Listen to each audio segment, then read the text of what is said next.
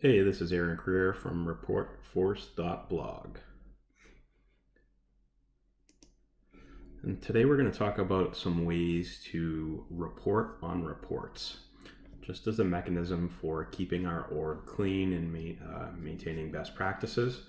And we'll take a look at 3 examples of how to do so. So as our org grows, we're going to have reports pile up and pile up and pile up. And a lot of them could be one-off reports used just for a specific meeting, or some of them could probably just be SQL queries and not even be reports at all, but the people creating them probably don't know how to do that. So one way we can do that is just look at the last time the reports were run. And we'll click into our report here, and we'll see that we just have a grouping based on the last run of that report. And we can see anything that doesn't have a date means it's never been run, probably just the sample reports that come out of the box with your org. But I'll use this type of report periodically to clean up our reports and get rid of any that are unused. And typically what I'll do is I'll take anything that hasn't been run in over a year and I'll put it in a separate folder for a short period of time and just wait to see if anybody asks me for it. But real safe bet is if it hasn't been run in over a year, it's definitely not somebody's favorite report, no matter what they tell you. So to do this, we just use a standard out-of-the-box report, which I'll show you right here. We just click on our Reports tab, and we'll hit New Report, and we will hit Administrative Reports, and then we can see here. And we just hit Continue, and then we would be able to add our grouping by the last run, and then add any other of the columns that you want to see, such as maybe created by or created date, stuff like that.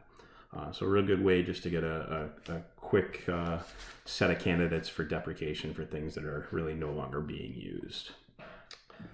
Now another way to use reports, to report on reports, is to find out if a report is used in a dashboard. And to do that, we'll take a look back at our main dashboard here. And we can see I've just got a table of reports that are in dashboards. And we'll just take a look at this. And always good to check this if you're making changes to a report, because if the dashboard is set up to display the data based on how the chart and the underlying report is set, you could really change a dashboard if you mess around with the report. So I'll typically look at this just prior to making any changes, just so I know, hey, this is in the dashboard. Let's see what the settings in the dashboard are before I go make changes to the chart on this report. So to do this, we created a custom report type, and I'll show you what that looks like here. So we just called it dashboards, and we have our object relationships, dashboards being the primary, dashboard components being the secondary. We've said each must have a dashboard component because you can't really have a dashboard without those components. And when I say components, we're just talking about the charts.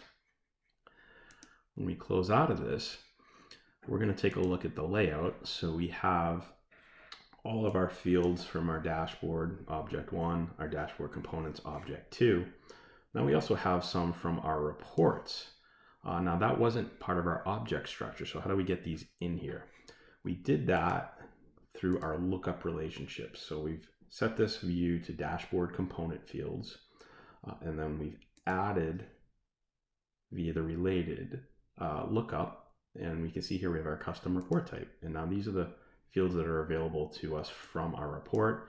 And for the chart we were just looking at, we really just care about the name. That's telling us that it's in there.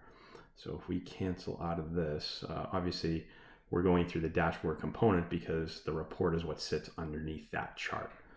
So obviously we can't have a chart without having a report. So when we go back to this, we know that everything in here specifically has use in a dashboard, and our report name is column on the left, and our dashboard title is the column on our right.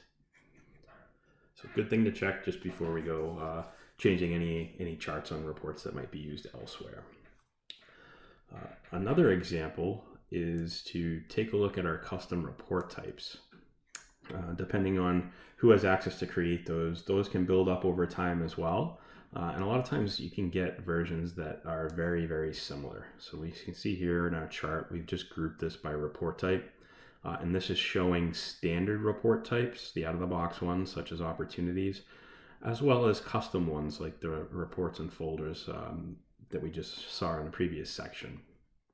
So when we click into this, we're seeing our grouping by type. And for the custom report types, this type is really just what you named it. Okay, it's not necessarily the specific objects that are part of that custom report type. So just keep that in mind.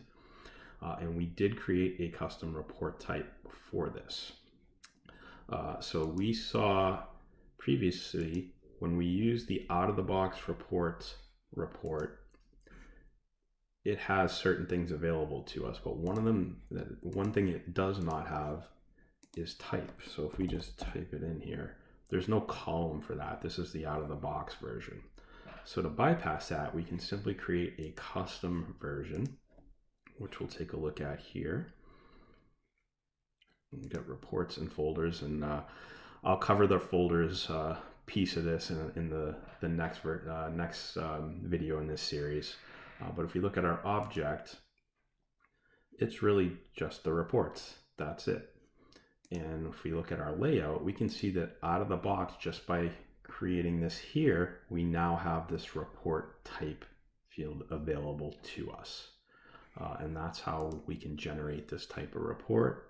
We can see here, if we edit it, we have our reports and folders custom report type. And then we've just done our grouping by that report type field, and we've added in the name. You can again add in, who it was created by, date, that sort of thing.